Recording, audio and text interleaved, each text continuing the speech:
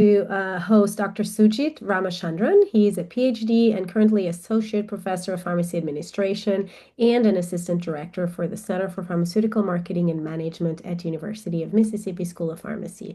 He's connecting all the way from Philly, from ISPOR, so we're very grateful to be able to count on your participation even though you're out at a conference. His research focuses on building a high-quality, equitable healthcare system that improves patient outcomes and delivers value. He has worked closely with the Mississippi Division of Medicaid on quality monitoring and care delivery reforms and has collaborated with the PQA, co-chairing national multidisciplinary work groups on pharmacy quality measures. His experience includes health policy, pharmacoepi, healthcare quality, and research methods to advance health equity. And without further ado, I'll turn it over to Dr. Ramachandran for his presentation on the role of evidence in policymaking. Thank you so much. Thank you, Dr. Salgado. I really appreciate it. First, I should say thank you for having me. I am so excited to be here. I really appreciate the opportunity to speak to you all. And as you can see, my beautiful hotel room background in Philadelphia is actually not too shabby. I'm quite happy with that room. But please bear with me if you find audio lighting problems. Please bear with me, and if you can't hear my audio, just let me know, and I will try to fix it. Um, so yes, I'm here today to talk about the role of evidence in policy making. I will speak for the next 45, 50 minutes, and then hopefully we will have some time for questions. I want to begin with some disclosures and acknowledgements. The disclosures are up on the slide. I want to say a special word of thanks to the Robert Wood Johnson Foundation's Health Policy Fellowship Program and the US Senate Committee on Finance for the experience that I've had, for the things they've taught me, which is what is translated in this presentation. I want to have one more thing I want to mention, which is that over the course of this presentation, you will see a lot of pictures.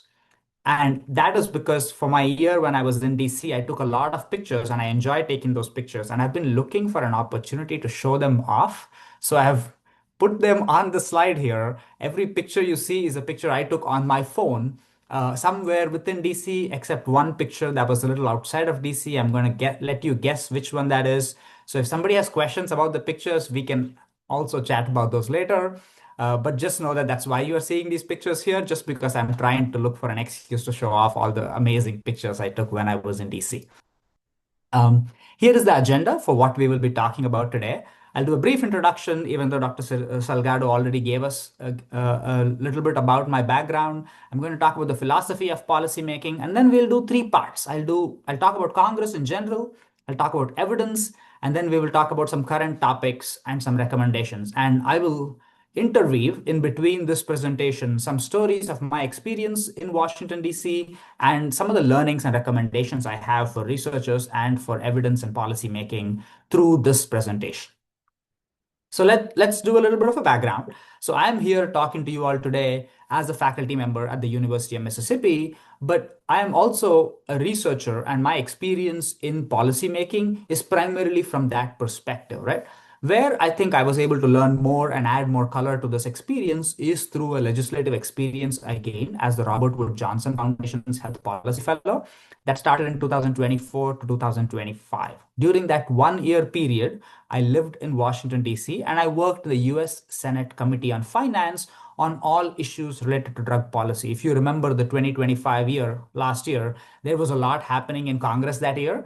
And through that chaos, I was able to learn, observe, and watch what was happening. And that was very instructive for me. And I'm hoping that over the course of the rest of these 50 minutes, if you will, I can share some of my perspective of what it means as a researcher to see that policymaking process and how it has helped teach me to be a better researcher today. So let me begin with a few points about Congress, right? So if you are anything like I am, you probably think that Congress is highly incompetent, that they don't know what they're doing or they can't get anything done, and that if they finally manage to pass some laws, that they are already too late and that they have not solved the problem as they should have, right? If you are anything like me, you are what a philosopher would call a naive rationalist. And I have borrowed this term from a paper that was published in 2008, and I will explain what this term means, right? So a naive rationalist is a person that would consider that all ethical and moral questions in policy making can be reduced to the questions of what is the best evidence. A naive rationalist is somebody that would say that empirical research, like the kind that we do in academic settings perhaps, can answer most questions, if not all questions in policy, and that such an approach is actually politically neutral and it is separated from personal values. And a naive rationalist would also believe that any deficiencies in research that can guide policy is only because, as researchers, we have not done the right study designs, we have not executed the study right, or we did not talk about the results right, and we are not communicating correctly. So, this set of beliefs of a naive rationalist, if you are like me, you are perhaps a naive rationalist, but I hope that over the next 45 minutes or so, I will present some of my experiences in Washington, D.C., working in the Senate, that can help cure, if you will, or turn around some of this naive rationalism that we might hold. And I definitely call myself the naive rationalist because I believed in these things too. So, so to help overcome some of these beliefs, let us begin by talking about Congress. This is a picture of the US Senate floor that I was able to sneak my phone into to take a picture. But I will begin this presentation with a sentence that's pretty far out there, but I'm saying this because I think there is a lot of instructional value in this. And that is that all laws passed by Congress have unintended consequences. I think to some extent this is true. For some laws, there are larger or more visible unintended consequences than for others. For other laws, maybe there are unintended consequences that have not been discovered yet, but there are a lot of these unintended consequences for almost every law out there. Now, if you want to ask the question, why is there unintended consequences? That's what I want to get into over the next few slides, but I want to begin to answer that question with a story, right? So when I worked in the US Senate Finance Committee, our jurisdiction was all drug policy, including PBM reform, which was very hot in 2025 and is still a hot topic in 2026 right now. And when we were working there, thinking about and working on writing bills on PBM reform, we got a call from a different senator's office. And this senator's office, it was an unusual phone call because this particular senator does not sit on the finance committee. And I worked in the finance committee, and we only served senators in the finance committee usually.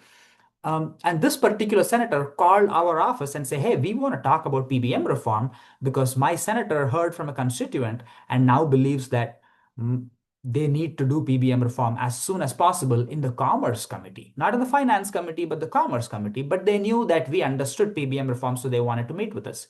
So I was this naive young kid, just started in the Senate, and we walked over to their office and had a meeting. And I was very excited because I thought we need to have as many people, as many brains, and as many senators thinking about and agreeing on how to reform the PBM problem, that this would be a great meeting. I was ready for this meeting. But that was very naive because I understood very quickly that the folks in this other senator's office did not truly understand the complexity of the PBM system. And that reform can only be successful if you acknowledge the reality of the complex world we live in, and that any attempts to reform the system without that knowledge and without that basic understanding can actually cause more harm than good. And I realized that, if me and the other finance committee folks were to explain to the senator, hey, you need to do A, B, and C, otherwise you won't do it right, we could have done that. But in order to actually do that, we would need months of meetings where we would have to explain the issue, earn the trust of the senator's office. And then my senator's office has to have trust with that senator's office. The senators themselves have to have trust. And then the committee, the finance committee and the commerce committee have to have trust and have to work together. This is a months, if not years long process for us to get to a solution. So we couldn't do all that in a 30-minute meeting. So instead, what did we do? We decided that we were going to tackle the issue as best as we can from within the confines of the finance committee office. And you might say, what is the difference? Why are you telling me all the story? Let me introduce you to committee jurisdictions. This is one of the reasons why I believe there are unintended law consequences for most health policy legislation. So within Congress, within the federal government, uh, healthcare falls under the jurisdiction of four committees. There are two Senate committees and two House committees. On the Senate side, it is Senate Finance, where I worked, And the Senate Help Committee, the Finance Committee, has jurisdiction of Medicare, Medicaid, the Children's Health Insurance Program, insurance provisions of the Affordable Care Act, and some other tax policies related to employer-sponsored insurance, health savings accounts, and flexible spending accounts. The Senate Help jurisdiction is the Public Health Service like FDA, NIH, CDC, aging-related issues, and ERISA. On the House side, there are two committees with a little more blurred lines between the two. So the Ways and Means Committee has jurisdiction on Medicare Part A and part jurisdiction on Parts B, C, and D. And there is also jurisdiction on tax credits and subsidies for the ACA plans. The House Energy and Commerce Committee has jurisdiction of Medicaid, partial jurisdiction over some parts of Medicare, and the Public Health Service. And these jurisdictions are like border walls. They are very, very important because the committees treat jurisdictions like sacred territory. Jurisdiction basically means power. And everybody in Congress is jockeying for power. So nobody is willing to give up that territory, give up that power when they come to think about how to reform healthcare. And because of that sacred territory and because of those border walls, sector expertise is concentrated in committees. So the Finance Committee, which thinks a lot about Medicare, Medicaid, how to do healthcare reform with respect to PBMs, has a lot of experts in drug policy on the Finance Committee. Whereas the Commerce Committee, where that work is usually not done, doesn't have as much expertise in the healthcare sector, which means that if you want to actually do health policy reform that falls under the commerce or the commercial sector, but within healthcare, you have to work together across two different committees. But working across committees means finding consensus. And the margins in Congress are so tight today that finding consensus is very, very difficult, especially when you are talking details and nuances. And you cannot not talk details in a world as complex as healthcare. So that means that in in effect, we are trying to pass laws from jurisdictions wherever possible politically, even if they might not be the best fit legislatively, and that leads to unintended consequences. But there is another reason. There are lots of reasons, but the second reason why there are unintended consequences for healthcare bills is because healthcare is so complicated. Health policy itself is incredibly complicated and nuanced. And that nuance basically is necessary. Otherwise, you cannot reform the system that is so complicated. But in order to deal with nuance while still finding agreement and consensus in Congress to pass laws, you have to put in exceptions and compromises. And every time we talk about compromises and every time we talk about exceptions to bills, we are adding more natural experiments, as an economist would call it, that then can create further unintended consequences.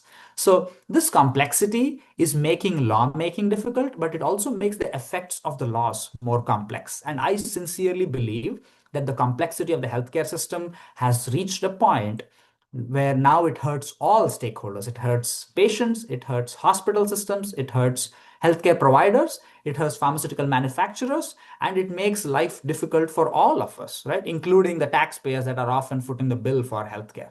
So I think this complexity is another reason why there are so much unintended consequences for health policy legislation. I've published a couple of op-eds in the past year, some self-promotion here. I hope you will apologize. I hope you will accept my apology for the self-promotion. I published a couple of op-eds in the past 6 months or so, talking about this complexity in healthcare and how that has caused unintended consequences. These two bills are specifically talking about the Medicare drug price negotiation program and the complexity there. But I think the larger point is true, which is that the complexity in healthcare is leading to many of these unintended consequences. So that's my first part. Let's switch gears and talk about the evidence itself that we as health services researchers, as pharmacists, might help generate to advocate for policies. And I will begin with another story. My first my first week actually, that I worked on the Senate Finance Committee, my boss asked me, hey, what are your passion projects? What are the things that you want to work on? And of course, I was very excited. I put together a long list of topics that I wanted to solve in healthcare. And I went back to her, I handed her the list, and she said, I think we agree on this and this and this and this. These fall within our priority list for the year. Why don't you start working on these things first, and then we can get to the other ones if we have time later in the year. So as an academic, I knew that there was a problem, but I did not know what the solution was. So I do what an academic training in me has instilled me to do, I went to PubMed. And I went to published research and I said, what are other researchers saying about this? What evidence exists to help solve this problem that I think everybody agrees exists? And I don't even have to tell you what the problem is to say that I did not find any solutions in published research. Right? I kept looking, and no matter how thorough my literature review was, I was struggling to find good quality empirical studies that evaluated and then recommended solutions for solving the problem. So this brings me to my second point, which is that most peer-reviewed research is not even directly aimed at influencing policy. So when you are sitting in that office in Congress and trying to solve a problem, you are only able to look to peer-reviewed evidence to a very limited extent because most research is not even aimed at influencing policy. Now, among the minority of studies that are aimed at being policy relevant, most studies are actually focused on finding the problems in the system and the gaps in the system. And that is okay, but it doesn't help the policymaker try to come up with solutions for solving a problem. And then, where the evidence does evaluate interventions, approaches, and solutions, most of those studies end up saying that the solution does not work rather than what does work, which again leads to the problem that people sitting in Congress are reviewing published policy evidence and not coming up with solutions for these problems. So here are my recommendations for how to find research questions. So if you are either in academia or in some other setting where you're looking to advocate for better policies and policy reform, here is how you ask the right questions so you can move the needle. Number one, my first recommendation is that when you are looking to identify problems with policy research, there is still a lot of value in identifying a problem that has already been identified. For example, we know that out-of-pocket cost burden is a real problem in society in the US today, and many studies have already demonstrated that. But there is still value in re-identifying a problem we all know exists because each time you identify the same problem, you are helping build momentum towards the policy solution. So there is value in doing so. However, wherever feasible, I would recommend that we pursue research that finds solutions, not just identifies problems. And the way to find solutions is to demand real world data. So if there's any economists in the audience here, they might disagree or not agree with my point here. But I honestly think that the best way to demonstrate that a solution works is to use real world data and use natural experiments happening all around us. Remember that states are the laboratories of democracy, and state level policy making has already given us opportunities to identify how different ways to solve a particular problem have yielded in solutions that may be good or may not be good. And as researchers, we can help identify that and we can evaluate and make recommendations for how the federal government should solve problems or how other states should solve these problems. So that's my first recommendation. The other recommendation comes to how to use statistics and methodology within policy research. And I will give the caveat before we go down this recommendation that this is coming from a researcher that does a lot of quantitative methods, that has been trained by a statistician, right? And often teaches and applies target trial methodologies to use causal inference, right? So I am very much a quantitative scientist, but I believe we overuse some of that statistics when we do policy evaluation research.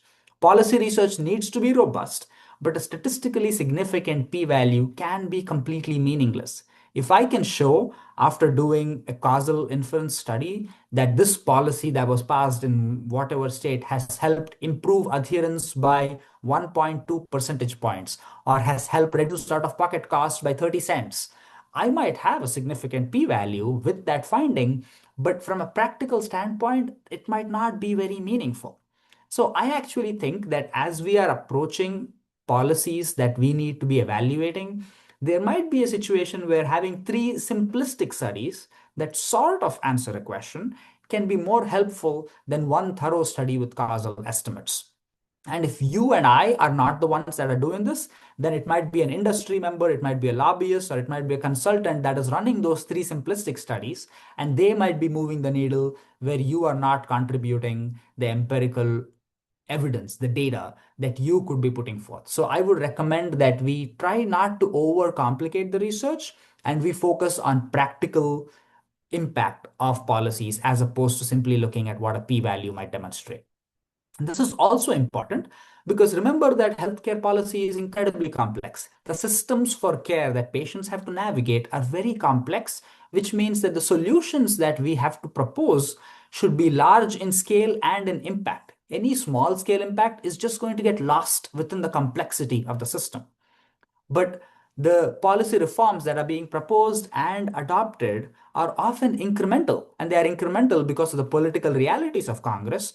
But that political reality and the incremental policy reform is going to be inconsequential just because of the complexity of the system. So, my other recommendation is to do policy evaluation, but then not hesitate to say that the policy does not work. The more we as policy researchers can all come up and say, this policy does not work, that policy does not work, this also does not work, the more we are encouraging Congress for large scale overhauls of the healthcare system. And I have not seen any other sector during my time in the Senate where every other stakeholder will come to us and say, we need to just burn the system down and start over from scratch. And we say that so often because we understand that the healthcare system in the US is broken in so many different ways.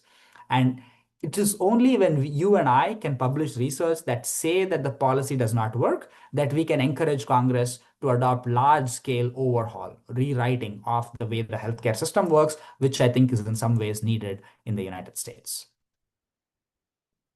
Okay, this brings me to my third story that I will share today.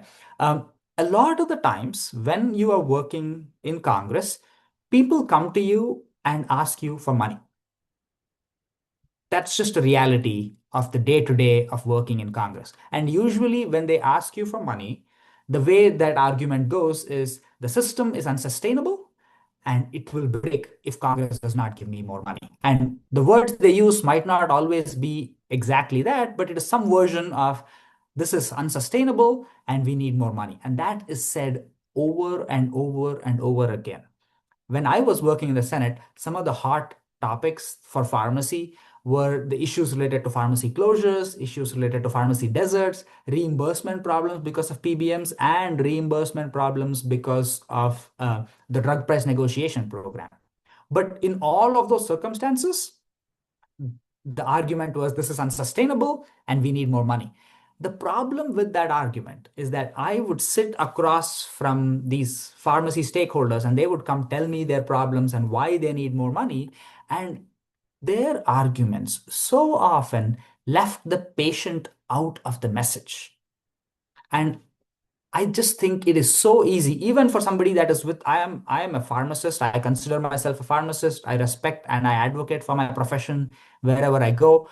But even for somebody like me, I would listen to these pharmacy advocates coming to the Senate office, and the messages they were telling us would get so very cliched so quickly because we would hear them over and over again. And that happened because they were talking about their problems. They were not talking about the patient's problems. And it is not a new message. I'm not the first person to walk away with this and say we should be talking about the patient.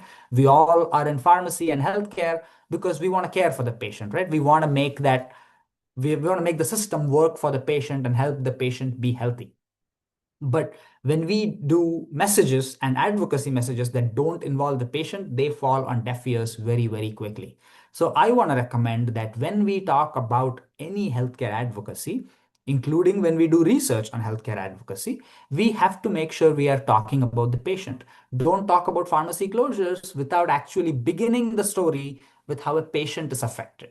Don't talk about pharma. This is actually another thing that is true across the sector. We have pharma companies coming to the Senate offices and talking about how R&D would shut down, innovation would shut down if we stopped reimbursing for drugs. But they talked about their bottom line. They did not talk about the patient. Insurance industry would talk about if you do this, insurance will go up, premiums will go up, cost sharing will go up. They talked about their bottom lines. They did not talk about the patient. And I think the pharmacist advocates that I have met are also very much guilty of these problems. So we need to be centering the patient in every advocacy message we share. And then the last one I want to say is about how to make sure your message actually is heard by folks that are actually writing the laws. And I want to share another story here that I think was very instructive to me. So when we were working on the reconciliation bill last, I want to say April, May, which is when the bill was being worked on, this particular study was published by some researchers at Yale and at UPenn, and it was actually two studies. So they did a study in Medicare and one in Medicaid. Both were answering the question, how many people will die if people lose healthcare coverage? Right? And the studies were well done. They were really robust. Of course, they were guesses for how many people will die per year if these people lose Medicaid coverage. And those sorts of models are only done with a whole set of assumptions that go into the research study itself. But they were good quality studies. They were published in the New England Journal of Medicine, reputable journal. The day after these studies were published, everybody in my office was talking about them. And I've always thought as a researcher that I want to be the one publishing the study that everybody in Congress is talking about. But when this study made that happen, I tried to understand how they found that purchase and what they did to be successful. And I realized that they had actually done this study in response to a call for research that was put out by the Senate Finance Committee and the Senate Help Committee together. Both committees were going through the reconciliation bill development process where there were proposed cuts for $1 billion to Medicaid and through programs in Medicare. And they published a letter on their website that said, if you are a researcher, you are interested in Medicare and Medicaid, please tell us, please do a study and tell us how many people will die if all of these cuts go through. And these researchers not only read the study, they published it within, I want to say, a couple of months from when the letter was published. And then they emailed the studies and a short list of talking points and takeaways from the studies to the officers on the Hill. So as soon as they did this, I want to say like a week after the studies were published, the lead researchers for these papers were actually invited to Congress and they briefed us, talked to us about their study, talked to us about their findings and what that means for the bill and the provisions in the bill with respect to cutting spending for Medicare and for Medicaid. But that kind of impact was immediately relevant. So what I want to say and the learnings that I have had watching this process go through is to recognize where the wind is blowing, right? Your study showing evidence for a policy is more likely to be picked up if it fits an existing narrative. And I know that's not always great, right? We want to be sometimes setting our own narrative, but where there are existing narratives, it is easy for evidence that supports that narrative to be picked up. And the important caveat here is that staff members working in Congress don't understand research methods. They are not looking for research methods. They are not experts in research. And if the staff is not an expert, the senator or the representative in the House is definitely not an expert in research. They are an expert in communicating issues to their constituents. So they are not looking for if the study is robust. They just want to know if the people doing the study are reputable researchers and if the study was published in a reputable journal. That is their only valuation check, if you will, for is this a good study. So what I will say is that as you do your research studies, as you find your research questions, ask yourself who is the audience that will read the study and what is the narrative that this will fit into. If you can answer those questions, your study is more likely to have an impact. And then think about who is that congressman, that audience that is going to actually pick up the study and talk about it in a press release, maybe talk about it on the floor of Congress, right?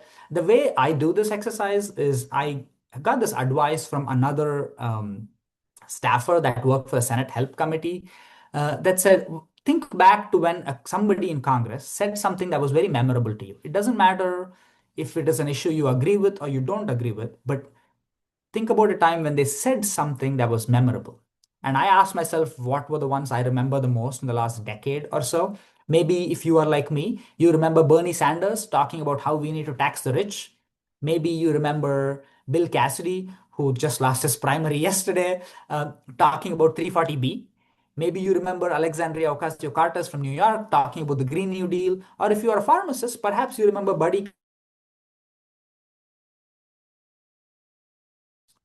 Every time these congressmen go make a public statement, they are actually building a brand, and that brand is contributing to how Congress is moving forward.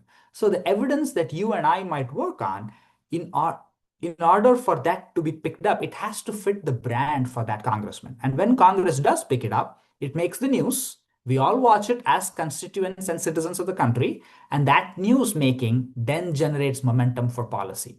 So if you want to build evidence that can move policy, you have to ask yourself, can I write this congressman's press release based on the results of my study? So if you have a study about taxing the rich, you have to imagine what kind of evidence do I need to show in that study to write Bernie Sanders' press release.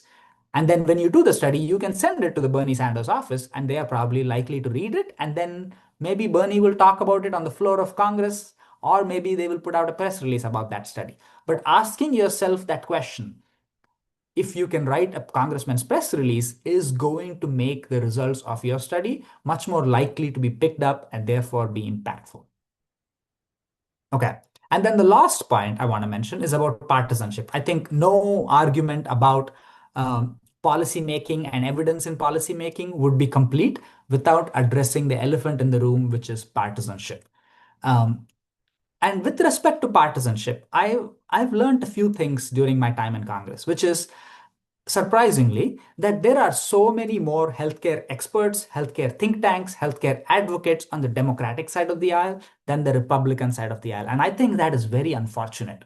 We live in a time where Congress has very tight margins, and we live in a time where healthcare is becoming a huge concern with respect to affordability for the average voter, which means that both parties, both Republicans and Democrats, are looking for a winning message on healthcare.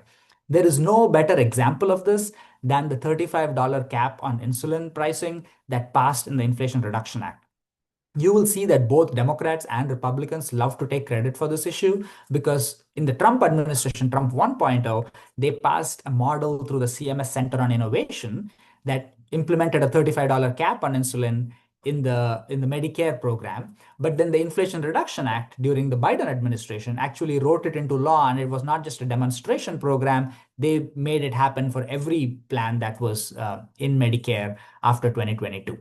So both parties are trying to own that particular win in healthcare, if you will.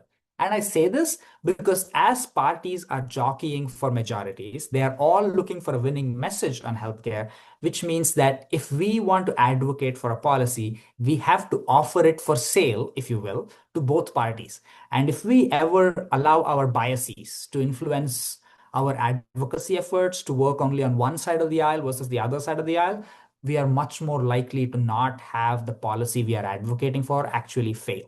So if you want to avoid such a disaster, we have to break out of our biases and we have to focus on both sides of the aisle and deliver a winning message from the perspective of the patient.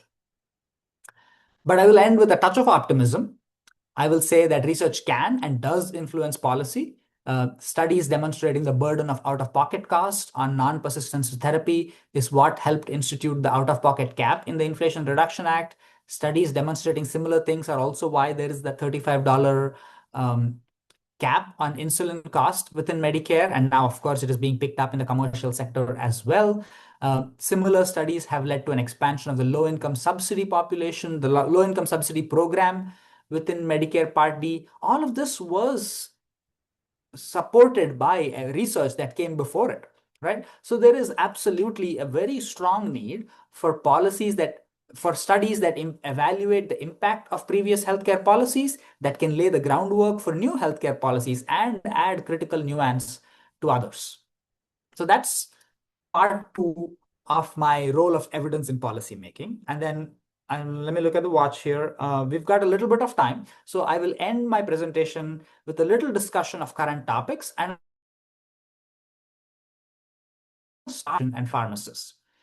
At least since I started pharmacy school and my grad school, I have been involved in and hearing from people that have advocated for pharmacists having better authority to practice things, whether that is prescribing different medications, whether that is doing test and treat, or other programs where we are more involved in patient care, working at the top of our license, right? That has been a policy issue I've been hearing about for at least 15 years, maybe longer.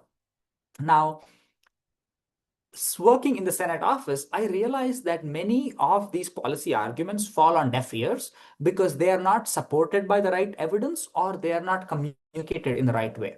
So here are some recommendations from the other side of the advocacy table for what evidence you need to help pharmacists to practice at the top of their license.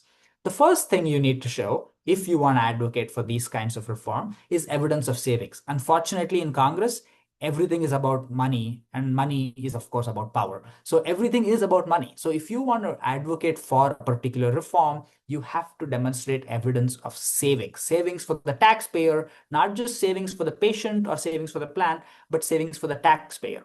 And unfortunately, when you say we want pharmacists to actually be prescribing or doing direct patient care in ways they don't currently do, the first thing that folks in Congress think about is we are adding another healthcare provider to the sector, which means we are adding healthcare costs. So you have to demonstrate that allowing pharmacists to do more actually saves money to the system, not just adding another potential access point. And that's a tricky line to navigate because often the things we do in healthcare are good for the patient, but they are not always cost saving, right? So we have to demonstrate that adding pharmacists, allowing pharmacists to practice at the top of their license and do more in patient care can actually save dollars for the entire system overall. So that's the first thing that I think needs to be demonstrated.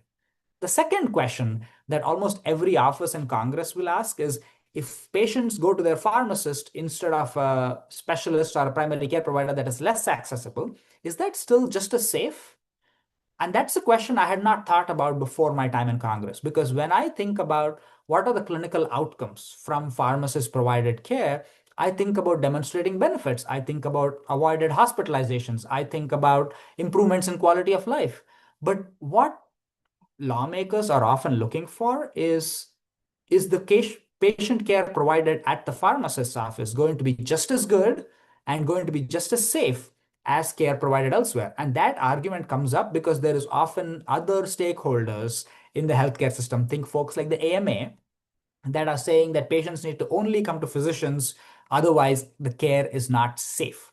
So demonstrating evidence of safety is an important argument to make when advocating for better practice authority for pharmacists. And then the final piece that also I think is challenging to demonstrate is evidence of need. Not just that patients need access, but that patients are demanding that the service be provided from the pharmacist. Ultimately, if you want folks in Congress to care about and pass laws that demonstrate, that allow pharmacists to practice with greater authority and at the top of their license, we have to show that patients want this. We can't just say patients need this because they don't have anybody else in their county and access is poor. We have to say patients want to go to the pharmacy and get care such as this. And that is only possible if Congress will pass that law.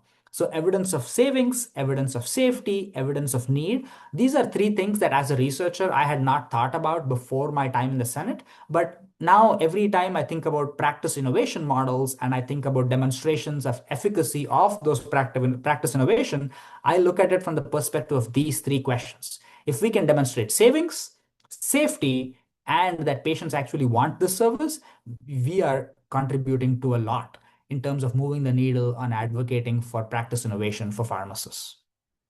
And then I want to end with a couple of quick notes, and I want to spend not too much time on this. The positive thing that is working in the favor of advocacy for practice reform for pharmacists is that drug policy reform is truly the belle of the ball at the moment. Prescription drug spending as a percentage of total healthcare spending is still less than 10% overall. But regardless of that, in the past decade, both this administration and the previous administration have made drug policy an important priority. And they do so because, at least as of March 2026, a quarter of adults in the United States report difficulty affording prescription medications. In 2026, 59% of adults are worried about paying for prescription drugs, and that number has increased. And there is also equity concerns here because those concerns are more common among Hispanic and Black adults and minorities when compared to the white population. And then 43% of adults did not fill a prescription, or they substituted it with an over-the-counter medication, or they tried splitting medications, and they did so because of cost. And then in a rare case of bipartisan agreement, Americans, 72% of adults, agree that the government should help decrease drug prices. So even though overall prescription drug spending is only 10% of healthcare, because it is such a visible portion of that healthcare spending, it is visible directly on the patient's pocket at the pharmacy counter, drug policy reform is the belle of the ball, which means it gives pharmacy advocates an opportunity to advocate for better practice authority or other reforms that can improve how pharmacy is structured and how pharmacist delivered care is provided in today's sector. So here is a brief summary of recent changes in drug policy. I'm going to keep this brief unless somebody has questions that they want to go over.